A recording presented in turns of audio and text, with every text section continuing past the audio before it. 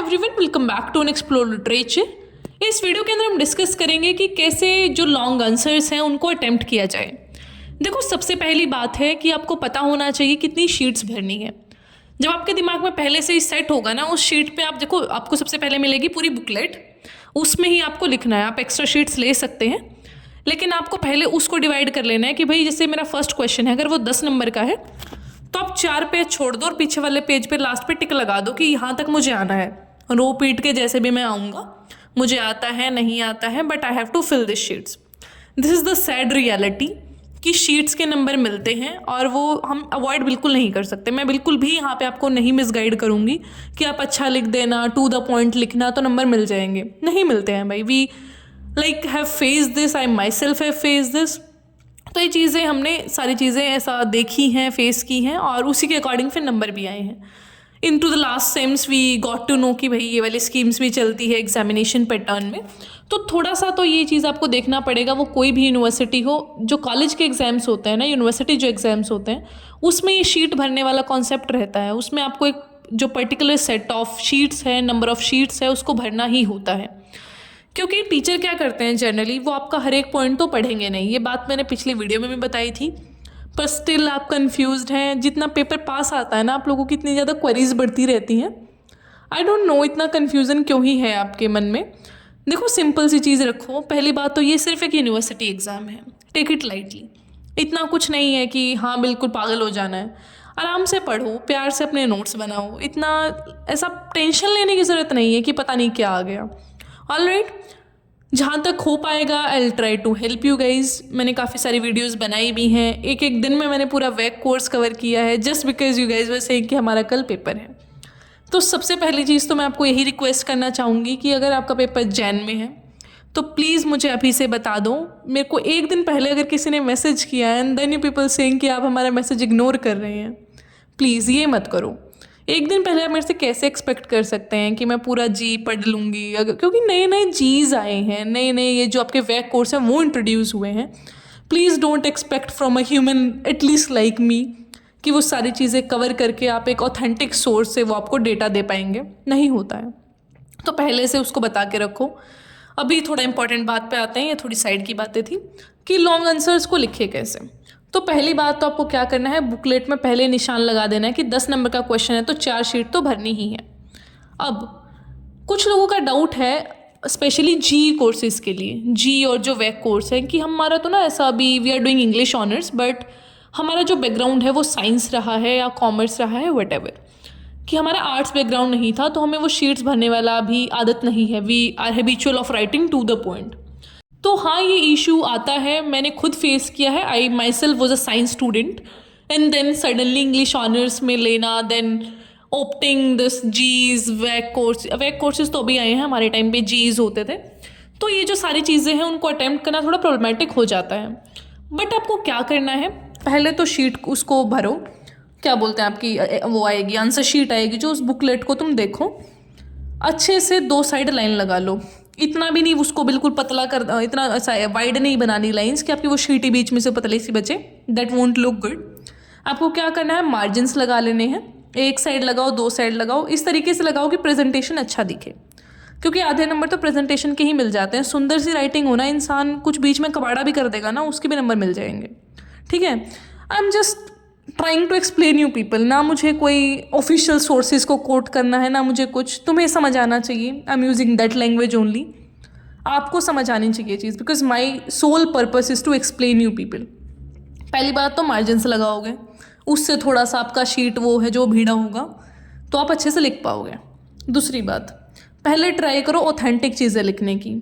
For example, Gandhi ji के बारे में पूछ लिया कि गांधी जी ने ऐसा non cooperation movement, for example आप क्वेश्चन आ गया what is non cooperation movement. अब आपको सिर्फ ये पता है कि भाई यहाँ पे क्या था, नॉन कोऑपरेशन मूवमेंट में सारी चीज़ों को बॉयकॉट किया गया था और फिर उसके बाद ये चौरे चोरी इंसिडेंट हुआ था, ऐसी सी बातें पता है बस आपको। पर आप क्या करोगे, स्टार्टिंग में तो लिखोगे अच्छी बातें कि ये थे गांधी जी, इन्होंने किया था नॉन कोऑपरेशन मूवमेंट। जब बीच में आ जाओगे ना, एक तो अच्छी बात रखो स्टार्टिंग के लिए, एक रखो एंड के लिए। बीच में क्या करो, बीच में लिखना है टॉपिक के रिलेटेड ही, ऐसी बकवास बातें नहीं लिखनी वहाँ पे कि आप लिरिक्स लिख रहे हैं कुछ भी। वो चीज़ें देखो, those are not like expected from you people at least. बीच में अच्छी चीज़ें लिखो, तमीज़ की चीज़ें लिखो, उस टॉपिक से रिलेटेड लिखो। जैसे कि भाई आपको क्या पता है हिस्ट्री के बारे में उस टाइम के कॉन्टेक्स्ट में, कि नॉन कोऑपरेशन आया ही क्यों था, ऐसी क्या कंडीशन आ गई थी। तो आपको ना उस टॉपिक के बारे में अगर नहीं भी पता तो अगर उसके आसपास की चीज़ें भी पता है ना थोड़ी बहुत, वो तो लिखनी पड़ेंगी, ठीक है। अगर एक आदमी अब यही कह दे कि भाई मुझे तो उस टाइम के बारे में ही नहीं पता, तो फिर वो तो देखो गलत हो गया। जब आपने वो जी कोर्स चूज़ किया है, इतना तो आपसे एक्सपेक्ट किया जाता था कि पेपर से पहले आपको इतना तो पता होना चाहिए कि ये चीज़ है इस जी के अंदर। हाँ, ये एग्री कि आप 1 महीना पहले पढ़ना शुरू करते हैं तो सारी चीज़ें याद नहीं रह पाती, लेकिन मोटी मोटी चीज़ें तो याद रखो। कुछ बुलेट पॉइंट्स आप बना के रखिए कि इस जी के अंदर इन चीज़ों की बात की गई है। जैसे कि नेशनलिज्म इन इंडिया की बात करूँ मैं, तो उसके अंदर क्या है, मॉडर्न हिस्ट्री की बात की गई है। कैसे देश आज़ाद हुआ था, कैसे कम्युनलिज्म आया था, राजा राम मोहन रॉय ने क्या क्या वहाँ पे जो रिफॉर्म मूवमेंट्स करे थे, वो सारी चीज़ें। तो आपको थोड़ा मॉडर्न इंडिया का कॉन्टेक्स्ट होना चाहिए यहाँ पे। तो यहाँ पे आपसे एटलीस्ट ये एक्सपेक्ट किया जाएगा कि आपको थोड़ा सा फ्रेमवर्क पता है, देश कब आज़ाद हुआ था, कौन सी लड़ाई हुई थी, कौन कौन मेन वहाँ पे आपके कैरेक्टर्स थे। तो ये चीज़ तो आपको पता होनी चाहिए। अब हमारा जो ये कोर्स है ideas in Indian political thought, वहाँ पे थोड़ा अलग चीज़ है। वहाँ पे क्या है कि हर एक यूनिट में अलग अलग आदमी के बारे में बात किया गया है। हर एक जो यूनिट है that is about a different personality. तो आपको क्या करना है, वहाँ पे उस आदमी के ना जीवन के बारे में देख लो कि व्हाट इज़ द ऑटोबायोग्राफिकल या फिर biographical piece about that person, कि वो कैसे थे, किसके साथ उनके कैसे रिलेशंस थे। इन चीज़ों को ना अपने पेपर से पहले ही याद करके जाओ, कम से कम इनके बुलेट पॉइंट्स बना के ले जाओ, ताकि पेपर में बैठ के ना सोचना पड़े कि भाई ये कौन था, क्या करता था। तो वो चीज़ें ना हो एटलीस्ट, मतलब कि तुम्हें पेपर में सोचना नहीं है, पेपर में सिर्फ वो जो याद किया है ना, जो दिमाग में भरा हुआ है, बस उसको पेपर में ऐसा उल्टा करके आ जाओ। You don't have to think in to the paper. अगर तुम पेपर में सोचने बैठ गए तो फिर पेपर तो नहीं होगा तुम्हारा, क्योंकि लेंदी पेपर आते हैं जी के तो स्पेशली। तो लेंदी पेपर होगा तो अगर सोचने बैठोगे फिर कैसे लिखोगे आप। तो पहले से ही उन चीज़ों को प्रिपेयर करके जाओ, ऐसा किस्मत के भरोसे नहीं हो सकता। थोड़ा इंग्लिश के पेपर्स में हो जाता है फिर भी कि आपने स्टोरी पढ़ ली तो आप उसके इर्द गिर्द लिख दोगे, लेकिन जी के पेपर में तो मुश्किल आएगी ही अगर आप उसको प्रिपेयर नहीं करोगे। तो हर एक जो आपकी टॉपिक है उसका एक एक वीडियो देख जाओ कम से कम, अगर आप नहीं पढ़ पा रहे हैं पूरा रीडिंग। बहुत सारे वीडियोस अवेलेबल हैं यूट्यूब पे, जिस भी टीचर का समझ आता है। मेरा आ रहा है मेरा देखो, किसी और का आ रहा है किसी और का देख लो, ठीक है। ऐसा कुछ नहीं है कि इनका ही देखना है उसका ही देखना है, कैसा भी पढ़ा रहे हैं, ऐसा नहीं होता है। You have to give the exam, ना तो किसी ट्यूटर का कुछ जा रहा है ना किसी और का जाएगा। You have to face the consequences at the last. तो यहाँ पे ये देखो कि कौन कैसा पढ़ा रहा है, आपको किसका समझ आ रहा है। ऐसा नहीं कि 4 लोग उसके बारे में क्या कर रहे हैं कि हाँ वो तो अच्छा बता रहे हैं तो ये अच्छा ही पढ़ाते होंगे। आपको समझ आ रहा है नहीं आ रहा है, दैट मैटर्स। तो इन सारे पॉइंट्स को समराइज करते हैं, लॉन्ग आंसर्स कैसे लिखते हैं। तो सबसे पहले तो आपको मार्जिन्स बनाना है। सेकंड है कि आपको थोड़ा बड़ा बड़ा भी लिखना पड़ेगा। थर्ड थिंग इज़ कि आपको हर एक टॉपिक के बारे में बैकग्राउंड इन्फॉर्मेशन होनी चाहिए, ताकि आप उस कॉन्टेक्स्ट के बारे में डाल सकें कि भाई अगर मेरे को क्वेश्चन नहीं आता तो मैं उसका बैकग्राउंड डाल दूँ यहाँ पे।